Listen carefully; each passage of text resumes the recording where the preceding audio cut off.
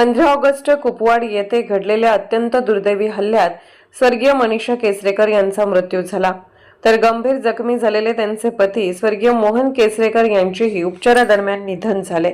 या घटनेमुळे संपूर्ण मुस्लिम समाजाकडून हळहळ व निषेध व्यक्त होत आहे।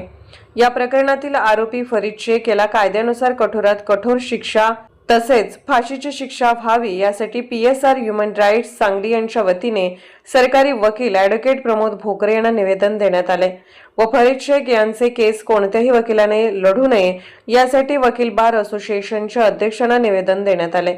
यावेळी संघटनेचे जिल्हाध्यक्ष देवधर सांगले, शहराध्यक्ष रमेश शेख, राजू जाधव, महाराष्ट्र अध्यक्ष माधुरी वसगडेकर, महिला अध्यक्ष हेमंत शिंदे, कार्याध्यक्ष तौसिफ पठाण, जिल्हा संपर्क प्रमुख हसन मुजावर, शहर संपर्क प्रमुख अली खलीफा, हुसेन शेख व पदाधिकारी कार्यकर्ते उपस्थित होते।